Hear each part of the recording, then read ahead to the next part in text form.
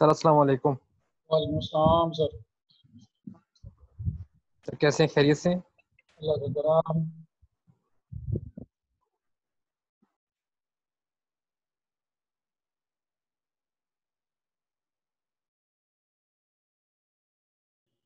Sir अस्सलाम वालेकुम।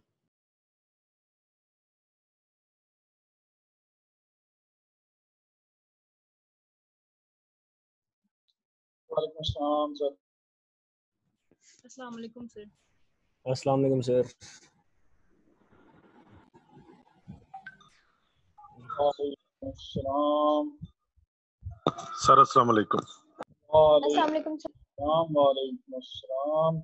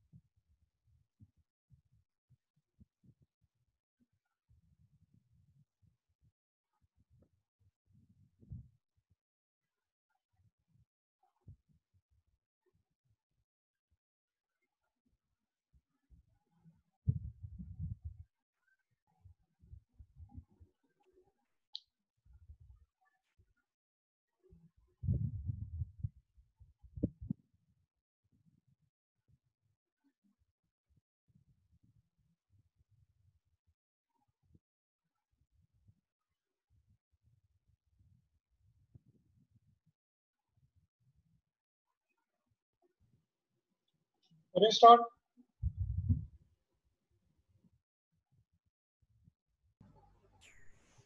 Sir sir आ रहे हैं सर, बाकी भी हैं, अभी 4-5 लोग और भी थे। लास्ट में 4-5 और थे सर, वो अगर आ जाएं तो। वैसे आप लोग हैं। 1-2 मिनट इंतजार कर लेते हैं सर, आ जाएंगे सर। जाना होगा।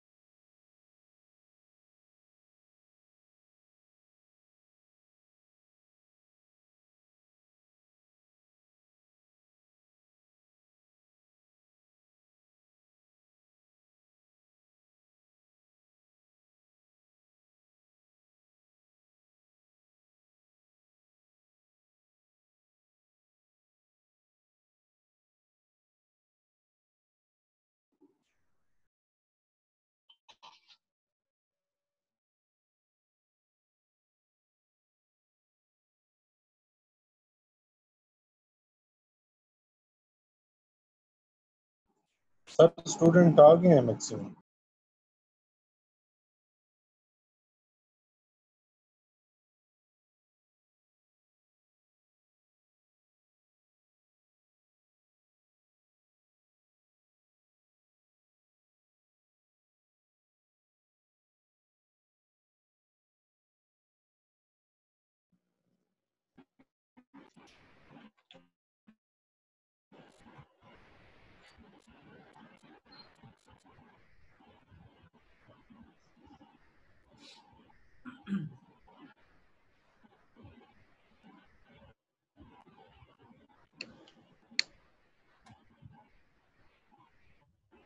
अच्छा जी, तो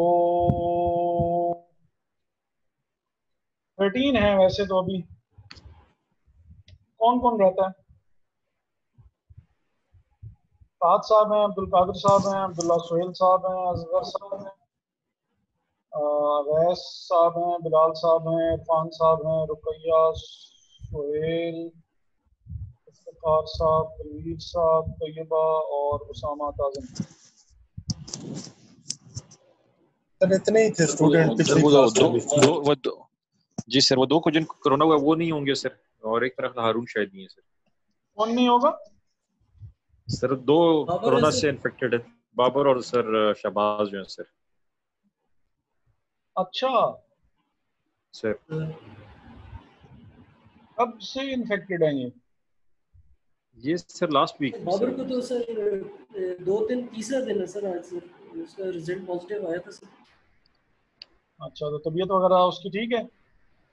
वो क्वारंटाइन सर में है सर अल्हम्दुलिल्लाह उधर। अभी तक बेहतर है सर, वो है क्वारंटीन में सर, उनका कंपनी का सेंटर है वहाँ पे, मेरी बात हुई थी उससे सर।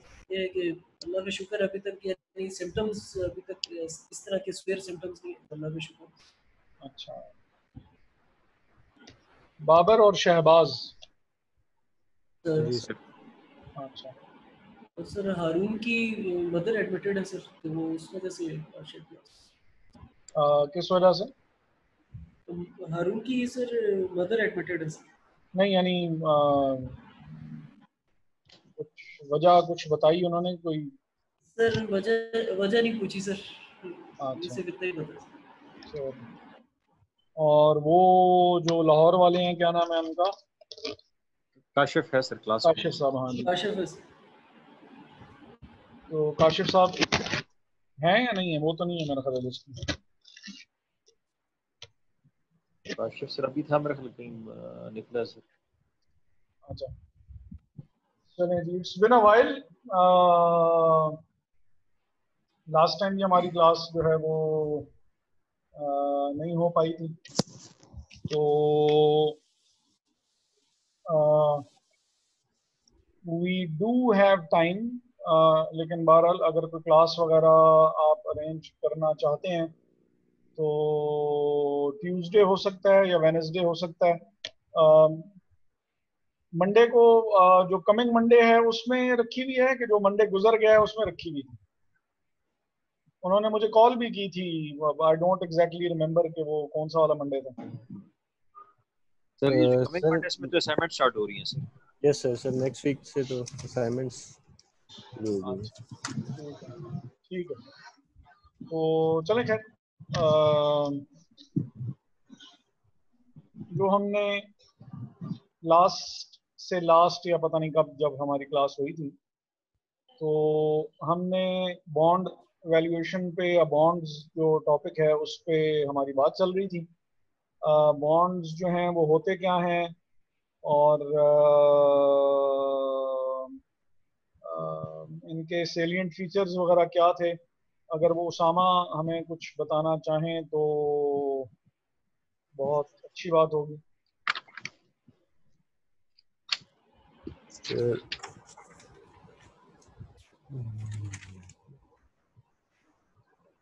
सर अभी तो याद नहीं है सर इस तरह से। बॉन्ड क्या होता है?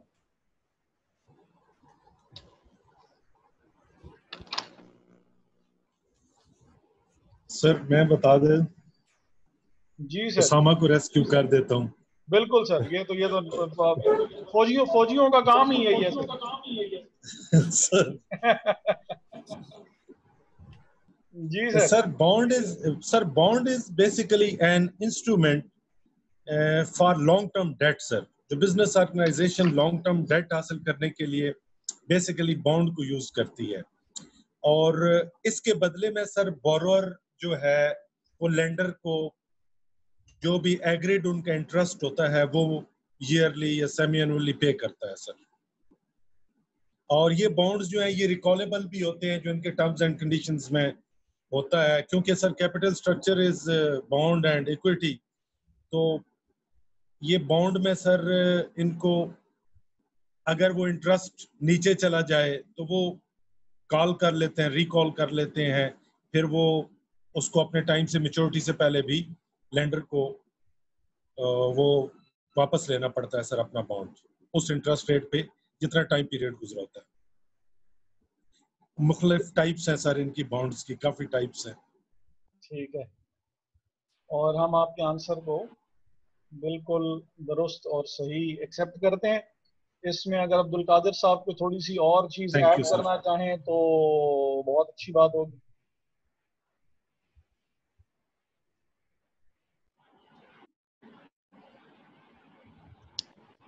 सर बेसिकली जो बॉन्ड्स होते हैं जैसा मुझे तनवीर ने बताया सर, उसमें एक चीज़ एक ये है कि सर इनको बेसिकली फिक्स रखा जाता है कि जितना रेट इंटरेस्ट रेट है वो इतना % पे ही रहेगा, यानी फ्लक्चुएट नहीं करेगा सर।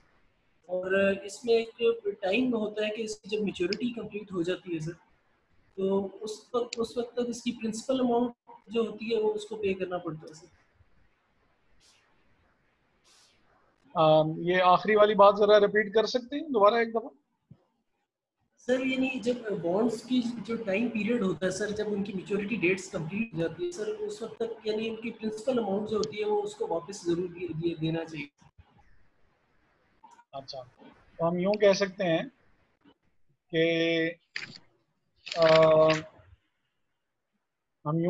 हैं कि बॉन्ड एक ऐसा लोन है, एक ऐसा लोन का एग्रीमेंट या लोन का कॉन्ट्रैक्ट है जिसके अगेंस्ट कोई इंस्ट्रूमेंट इशू किया गया हुआ होता है। उस इंस्ट्रूमेंट को हम बॉन्ड कहते हैं। लॉन्ग टर्म डेट का लेने का एक जरिया है। इंस्ट्रूमेंट आप कोई इशू करेंगे और उसमें कंडीशंस ये होंगी कि आज अगर आप लोन ले रहे हैं तो वो लोन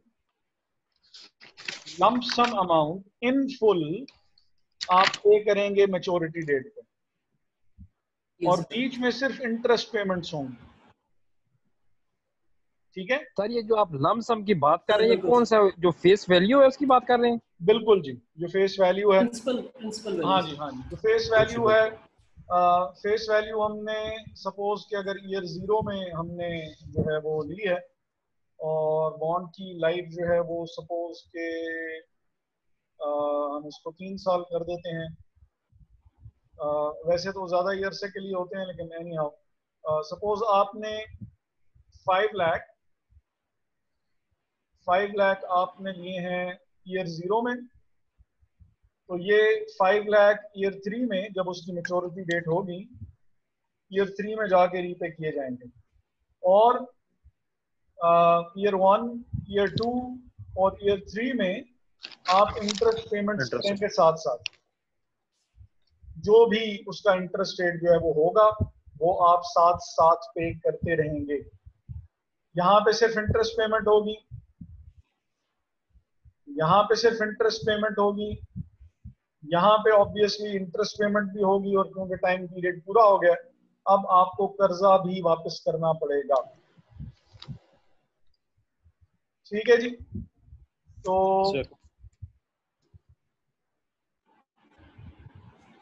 अच्छा, एक चीज तो जो थी वो जो नॉर्मल लोन से इसको डिफरेंशिएट करती है, तो वो एक तो ये है। दूसरी चीज जो बॉन्ड्स में, और एक तो वो कॉल फीचर है जो कि हमें सर ने बताया, सर तनवीर ने, कि बॉन्ड जो है वो अगर कॉलेबल बॉन्ड हो, उसमें कॉल फीचर हो, तो वो वक्त से पहले भी कॉल किया जा सकता है। मसलन 3 साल के लिए आपने बॉन्ड इशू किए, सपोज कि 6 महीने का ग्रेस पीरियड देके और फिर प्रायर नोटिस सर्व करके आप किसी वक्त भी बिफोर मैच्योरिटी आप बॉन्ड्स को कॉल करके अमाउंट रीपे कर सकते हैं। सपोज 6 महीने है या 8 महीने है या साल है, ये आप पहले से बताएंगे, ये कॉन्ट्रैक्ट में ये चीज पहले से एग्री की जाएगी कि कब तक हम लोग जो हैं वो किस वक्त तक हम आपको नहीं छेड़ेंगे, और उस ग्रेस पीरियड के बाद फिर हम प्रायर नोटिस सर्व करके, और अगर हम किसी रीजनेबल प्राइस पे एग्री कर सके तो हम आपसे बॉन्ड वापस लेके और आपको आपके पैसे लौटा दें। एक तो ये चीज थी जो कि इसको नॉर्मल लोन से जो है वो डिफरेंशिएट करती है। दूसरी चीज जो कि इसको नॉर्मल लोन से डिफरेंशिएट करती है वो ये है कि जो बैंक लोन है या जो मॉर्टगेजेस हैं या जो लीजिंग है, बैंक लोन्स, मॉर्टगेजेस और लीजेस जो हैं, लीजेस में टाइप्स, हम फाइनेंस लीज की बात कर रहे हैं। फाइनेंस लीज को ही कैपिटल लीज भी कहते हैं, क्योंकि लीज की 2 मेजर टाइप्स हैं, उनमें से सिर्फ एक की हम बात कर रहे हैं, दूसरे की बात हम नहीं कर रहे हैं। तो बैंक लोन्स, मॉर्टगेजेस, लीजेस, इन केसेस में लोन इंस्टॉलमेंट में रीपे किया जाता है। जैसे कि हमने टाइम वैल्यू ऑफ मनी के चैप्टर में हमने ये बात डिस्कस की थी, और हमने उसका लोन अमोर्टाइजेशन शेड्यूल भी बना के देखा था कि लोन अमोर्टाइजेशन शेड्यूल जो है वो कैसे बनता होता है। और हमने, इफ यू रिमेंबर, तो हमने वो बैलून पेमेंट वाला भी एक क्वेश्चन किया था, और उस बैलून पेमेंट वाले क्वेश्चन में हमने ये चीज देखी थी कि अगर मॉर्टगेज वगैरह किसी ने करवाई हुई हो और वो लोन वापस कर रहा हो तो सिचुएशन क्या होती है। तो बैंक लोन्स, मॉर्टगेजेस, लीजेस, इसमें लोन इंस्टॉलमेंट के थ्रू पे किया जाता है, और हर इंस्टॉलमेंट में प्रिंसिपल अमाउंट का भी थोड़ा सा हिस्सा हुआ करता है, और उसमें इंटरेस्ट की अमाउंट भी हुआ करती है। लेकिन जो बॉन्ड्स हैं, बॉन्ड्स में लंप सम अमाउंट आपने ईयर 0 में ली और लंप सम अमाउंट ही आपने ईयर 3 में वापस पे कर दी। Face value, principal value, par value आपने ईयर 0 में रिसीव की, और वो पूरी की पूरी पार वैल्यू आपने ईयर 3 में वापस कर दी। और बीच के जो टाइम पीरियड्स हैं उसमें सिर्फ इंटरेस्ट पे होता रहा, उसमें इंटरेस्ट के अलावा आपने और कुछ भी पे नहीं किया। यहाँ पे भी इंटरेस्ट पे होगा, यहाँ पे भी सिर्फ इंटरेस्ट पे होगा, और ईयर 3 में इंटरेस्ट भी ऑब्वियसली पे होगा, और साथ में आप जो ओरिजिनल लोन की जो अमाउंट है वो भी आप वापस कर देंगे।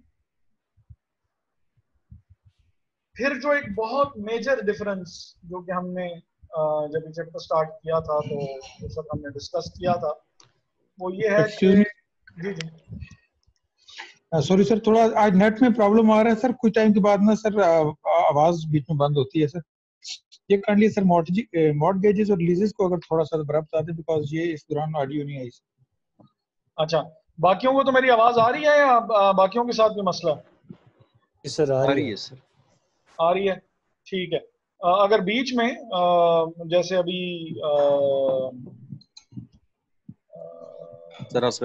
असगर साहब ने जैसे बताया कि अगर उनकी आवाज नहीं आई है तो मैं उनके लिए रिपीट कर दूं। अगर इस तरह बाकी भी किसी के साथ हो जाया करे तो please do let me know.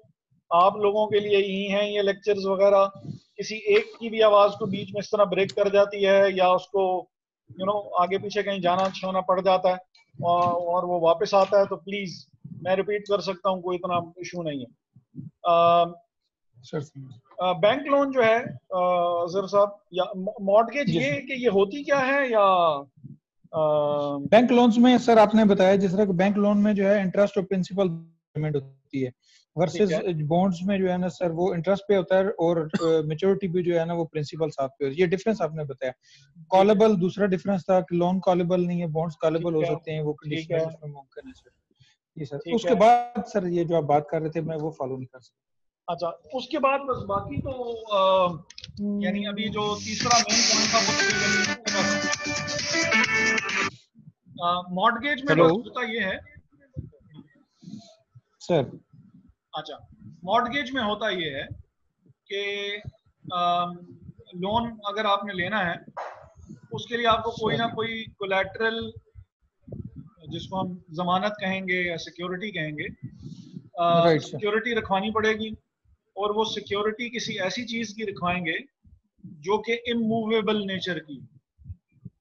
Right sir. जमीन को जो उर्दू में जिसको गिरवी रखवाना कहते हैं, तो गिरवी रखवाई जमीन और आपने कर्जा ले लिया।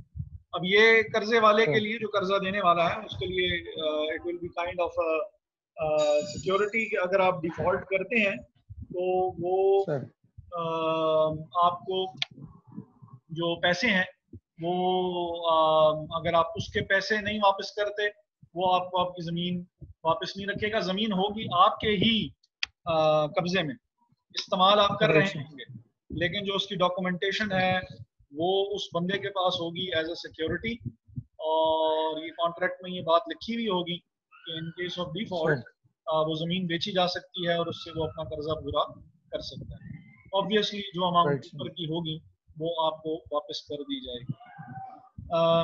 लीजिंग में फिर ये है कि जैसे लीजिंग बहुत ही आसान तरीन अल्फाज में रेंट एग्रीमेंट को कहते हैं। ऐसा रेंट एग्रीमेंट, अच्छा इसमें भी अब फिर वो यानी रेंट के लिए गाढ़ा सा लफ्ज अगर आपने यूज करना हो तो दैट वुड बी लीज। तो लीज दो तरह की हो सकती है। लीज एक जो है वो सिंपल ऑपरेटिंग लीज है, but we are not talking about operating lease. ये मैं यहाँ जो है वो ऑपरेटिंग लीजेस होती हैं सर। जैसे आपने आपने अपना घर रेंट पे दिया हुआ हो या आपने घर किसी से रेंट पे लिया हुआ है, तो दैट इज ऑपरेटिंग लीज। आपने मोमेंटरली सिर्फ पोजीशन एक्वायर की हुई है और आप उसका रेंट जो है वो आप पे किए जा रहे हैं। एसेट आपका नहीं है, एसेट आपका खरीदने का इरादा भी नहीं। आप कुछ अरसे के लिए पोजीशन अपने पास रखना चाहते हैं और उस पोजीशन के बदले में आप जो है वो अमाउंट जो है वो पे करना चाहते हैं। 1 मिनट के लिए एक्सक्यूज कीजिएगा, अगर आप बाहर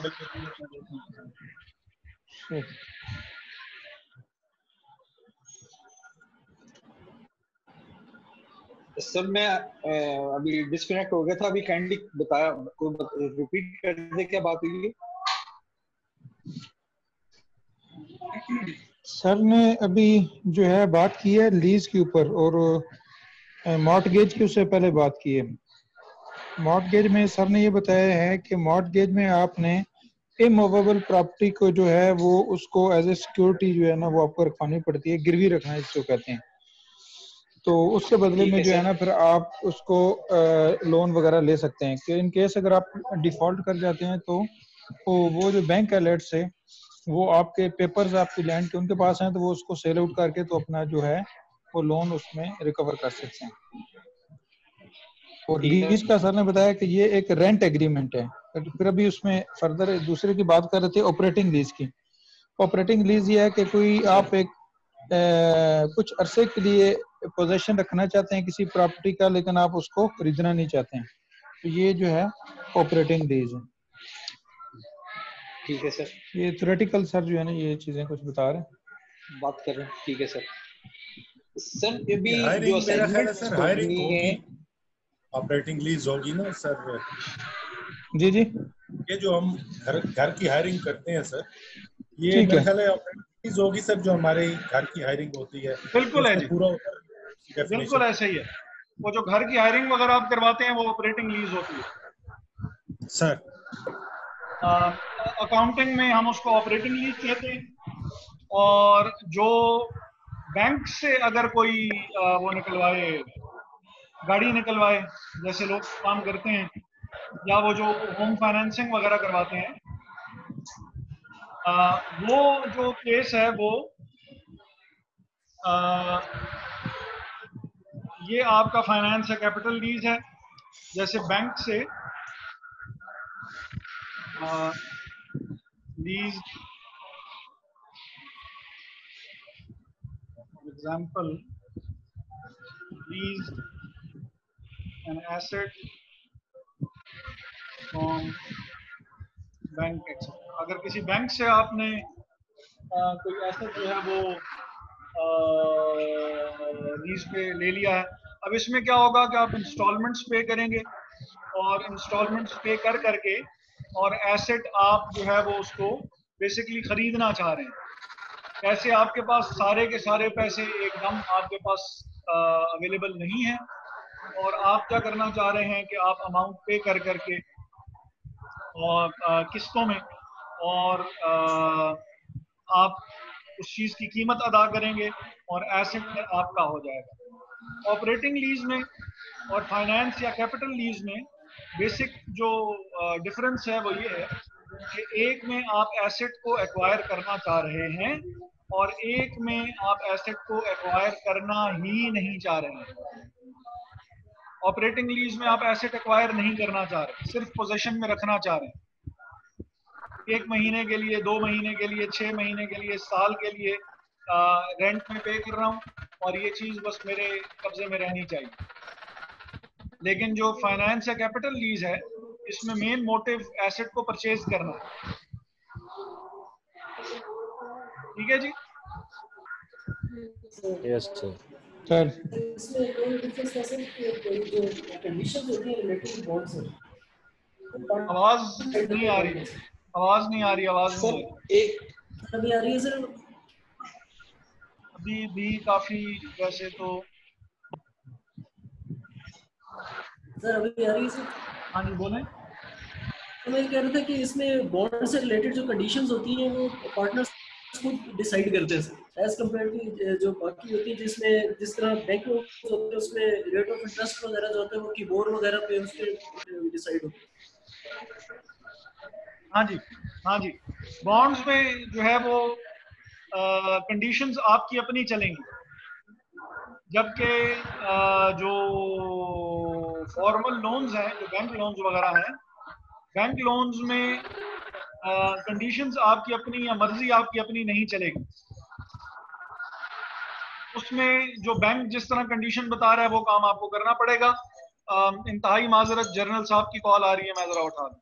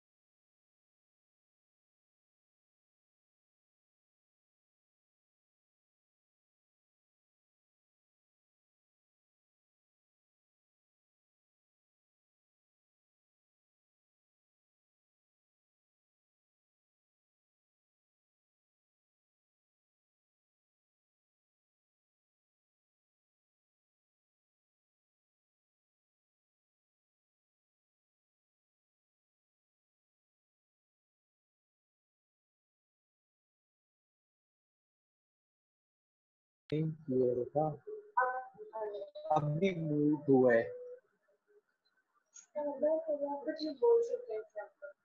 हेलो हेलो